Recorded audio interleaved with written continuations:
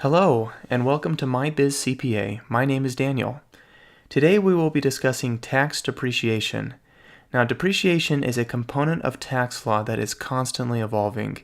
Of the many issues lawmakers encounter every single year, no issue can more directly impact a business owner than modifications to tax depreciation. Now, in general, depreciation is an expense designed to capture both the cost of an asset while taking into consideration the statutory or the economic life of an asset. The goal of depreciation is to slow the recognition of tax deductions and to match the expensing of an asset to both the deterioration and the obsolescence of that asset. So, examples of business assets can include things such as buildings, machinery, vehicles, furniture, and other equipment. Depreciation allows a business owner to capture those deductions throughout the business use of that asset. Additionally, intangible assets like goodwill, patents, copyrights, and computer software are also depreciable or amortizable. To begin taking a tax deduction, the taxpayer or the business owner must meet some simple requirements. First, that taxpayer must own the property. Second, the asset must be used in an income-producing activity. In the event that an asset is used for both personal and for business pursuits, it is necessary to remove from depreciation the portion of the expense that relates to personal use. Finally, the property must have a determinable useful life of more than 1 year. This means that expenses such as supplies and general materials that are commonly acquired throughout the course of business are not to be depreciated. They can be expensed in the year of acquisition. If the taxpayer meets those criteria, depreciation will begin once that asset is placed in service. Now, this is a source of confusion for many taxpayers as they perceive the mere purchase of an asset as sufficient grounds to take a deduction. To take the deduction, the asset must be placed in service. The placed in service date is the date that the asset is ready and available for use. This means that if the asset has not arrived to your place of business, it has not yet been installed or built, or if the asset requires significant modification prior to using, then the asset has then not yet been placed in service and cannot be depreciated. Depreciation will cease when you've exhausted the economic life of that asset. When this takes place, the asset is commonly known as being fully depreciated. Depreciation will also cease when you sell or exchange that property, when you convert that property to personal use, if you were to abandon the property, if you were to transfer the property to a supplies or a scrap account, or if the property is in fact destroyed. When acquiring an asset and preparing to depreciate it, there are several things that you should be considering. First, you need to consider the method by which you will be depreciating the property. Second, you need to consider the life of the asset.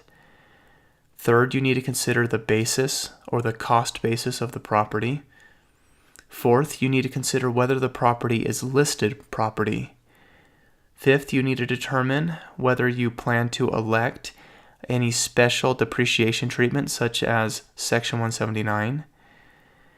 And finally, you need to consider whether you plan on qualifying for bonus depreciation.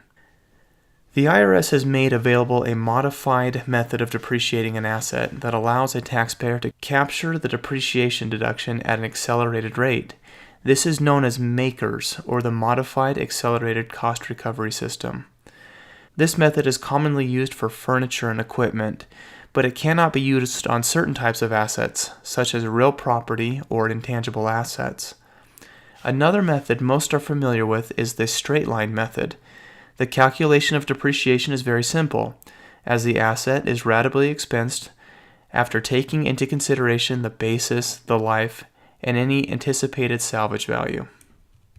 This table has examples of some of the statutory lives that are mandated by the IRS.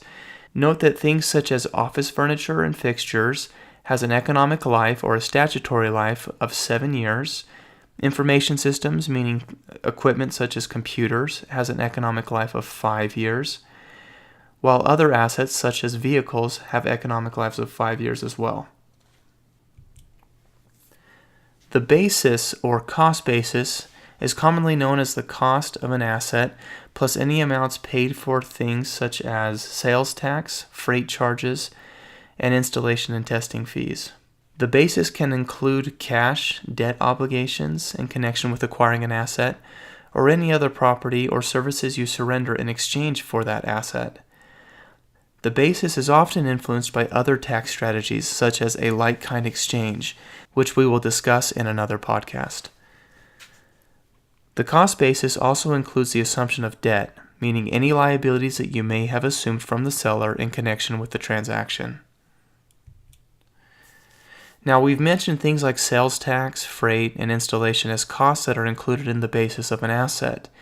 When acquiring real property, such as real estate, land, or buildings, other settlement costs are also included in that basis, such as legal and recording fees, abstract fees, survey charges, owner title insurance, and any amount that the seller owes that you agree to pay on his or her behalf, such as back taxes, interest, recording fees, charges for improvements or repairs, and sales commissions.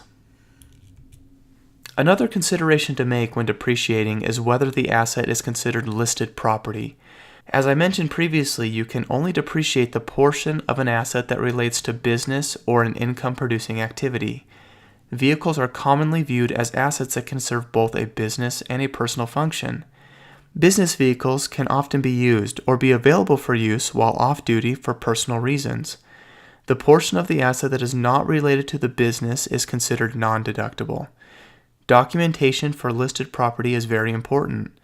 This can include mileage logs and other contemporaneous documentation used in explaining the use of that vehicle or some other asset.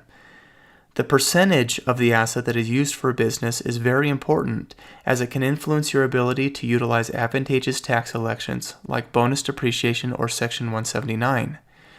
Listed property, Section 179, and bonus depreciation are all covered in other podcasts, but I'd like to briefly cover these topics.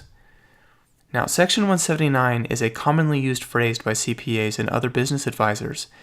It is in reference to Code Section 179, which allows a taxpayer to elect a first-year recovery of all or part of the cost of an asset, as well as limits on the amounts of Section 179 depreciation you can take in a given year.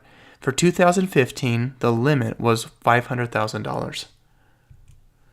Bonus depreciation is similar to Section 179, but differs in its application. Under bonus depreciation, a taxpayer can recover 50% of the cost of an asset in the first year, and then depreciate the remaining basis over the life of the asset. This applies to only qualifying new assets, while Section 179 applies to both new and used assets.